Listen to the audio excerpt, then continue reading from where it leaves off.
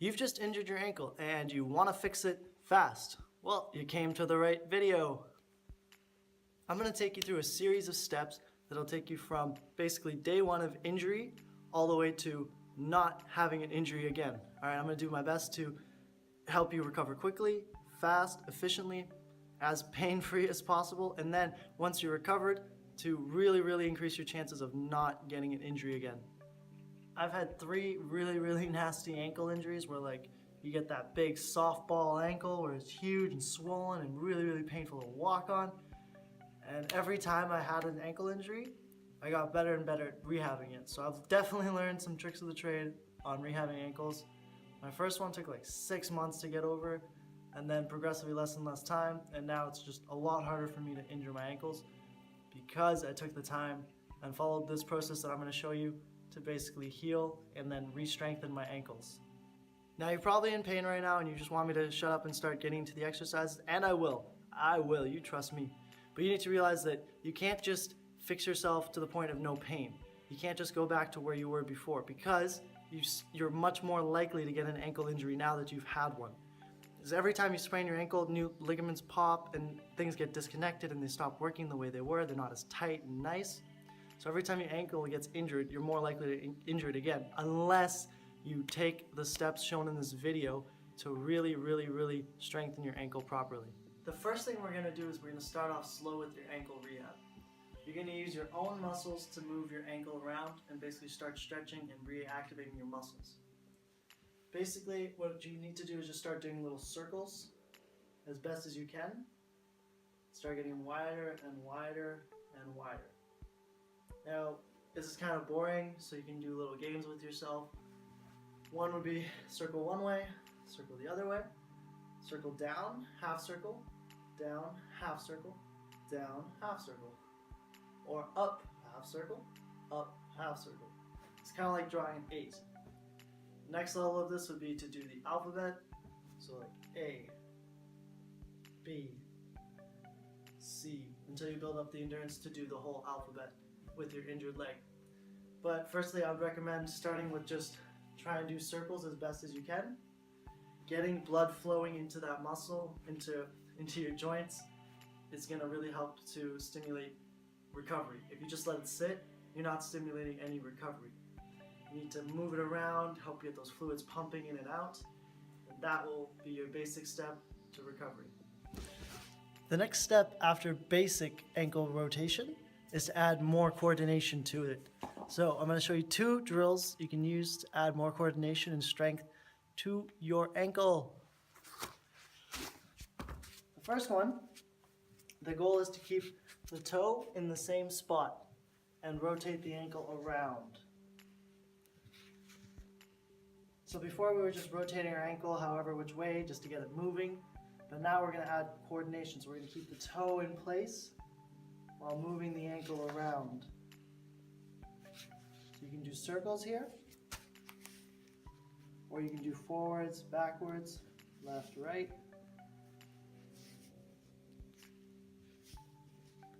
And the second part of this drill is to do the same thing, but without having your foot on the ground. So you have your foot in the air, you're going to try and keep it in that same spot as best as you can, and rotate your ankle around. This is quite difficult to do. But it's going to help increase the coordination and muscular. It's basically going to help your muscles work together and start coordinating and building strength while also stretching the ligaments and all those damaged muscles. Now that you're getting your ankle moving with your own muscle, we're going to try and add an outside stretch or stimulus to help you get a little bit deeper in your range of motion. So you can take something like a medicine ball or use a wall and put a pillow against it for some of these stretches. Basically, you just want to use the wall or the pillow or something to help push your ankle into the stretch. And then once you're in that stretch, you want to add a little resistance and push against the object. So you're going to move in and out of the stretch using muscle. Get creative with the angles. There's no super specific, left, right, forwards, back. Your ankles works in a 360 movement pattern. It's not just front, back, left, right. Sometimes an injury is going to occur here, here, here, here, here. So the more angles you can hit it with your stretch, the better. Basically, you just want to move in and out of your stretch gently. Try not to hurt yourself too much. If you do these exercises a lot, your ankle will hurt a lot, but it will heal a lot faster. Now I'm going to show you a stretch that's quite intense, but basically just sitting on your ankle when it's swollen and injured can really hurt. You can make it easier by adding a pillow underneath. Basically, you just sit and stretch on the forward side. If that starts getting comfortable, or if you want to move beyond just the prehab, if you want to prevent injuries, you can start doing this stretch more intense like this. It adds way more pressure on the front side to help prevent injuries on the front. You don't have to do this one when you're still injured. This is more advanced when you're feeling a lot better. A simple little stretch test to gauge your progress is basically take a wall and put your toe to that wall and try and touch your knee. If you can touch your knee, that's great. If not yet, this is basically your test to gauge where you are with your ankle mobility again. So you want to be able to go like left, straight, and to the right as much as possible. So not just forwards, not just like this, but you also want to try and go left, right, and then you want to move out. So like 1 finger away, 2 fingers away, ideally up to at least a fist away without lifting your ankle. So you can't do this with shoes. That's it'll cheat the movement. But you want to try and get back to at least a fist away from the wall. This next step is extremely important. It's about reestablishing proprioception, or the ability for your ankle to tell where it is in space. After an injury, lots of ligaments can tear or some nerves can get damaged, and now your brain has a difficult time telling where your ankle is in space, which means balance is going to be difficult, which means when you go back to sports, it's going to be a lot harder to basically manage your balance on where you are in space, which is, an easy way to get injured again. So although this appears in the middle of the whole process, you should definitely start doing it from day 1 if you can. If you're able to weight bear on your ankle, then definitely just start doing proprioception wherever you are, whenever you are. Because it's not like sitting down and stretching your ankle. It's like you just do it wherever you are. And it's easy practice to reestablish yourself. Now, if you're having difficulties standing on your injured leg, you can use a chair for support, and then move to a wall. So just put the back of your hand against the wall and slowly peel off your hand as your balance improves. And then basically just start challenging yourself in different ways. So really important that you reestablish proprioception so that your nervous system can tell where your ankle is, and this will really help speed up recovery. Now at this point, we're going to start doing some calf raises, but we're going to do them a little bit differently than usual. And here's about the point where your rehab is going to be ending, so your ankle's starting to feel a lot better, and you can do these calf exercises without too much pain. And then the next steps are going to basically be about strengthening your ankles so that they don't get injured again. So for calf raises, we're going to talk about 2 different variables. One is going to be angle, and the other one's going to be height. So a lot of people, when they do their calf raises, they only do forwards calf raises, like this. But since your ankle is such a mobile joint, you really need to hit it from a bunch of different angles. So you gotta do do these with locked knees. When you lock your knees, you actually engage more of your calf. You can use your gastrocnemius. If you don't keep your knees straight, you basically don't use your big calf muscle. So you can try this out right now. If you get into a seated bent knee position and you point your toe, you can feel that this muscle is soft and floppy, but when you straighten it, it's much harder. So keep your knees straight on this one. You want to do forwards, middle, again as best as you can with straight knees, and then outwards. And when you do these, really focus on putting the weight into the ball of your foot, kind of more around here, not so much here. This is going to be important for jumping sports and stuff, to train your body to automatically jump from the big toe area as opposed to through the little toe area. So when you hit on the big toe, it's nice and straight and good angle, but if you launch and jump off the little toe, you're more likely to sprain your ankle again. So that's one thing you can do to vary up your calf raises. The other thing would be to add a deficit, so a little bit like a stair, or I'm using some weights here, but basically it'll just give you a little extra stretch and deeper range of motion when you're doing your calf raises. Now we're going to go over some poison exercises. Poison exercises are ones that could cause injury, but if you do them smartly, they'll just strengthen the joints and basically work to prevent an injury. So why is it called a poison exercise? Because basically we're putting our body in a bad position and then we're trying to strengthen it. Now you have to be careful, because if you just do these stupidly, yeah, you're going to get injured. But if you slowly build up the strength, then you're going to prevent the injury. So what you can do is start by walking on the sides of your ankles. This is more once when the pain's gone, obviously, or if you just want to strengthen your ankles in general.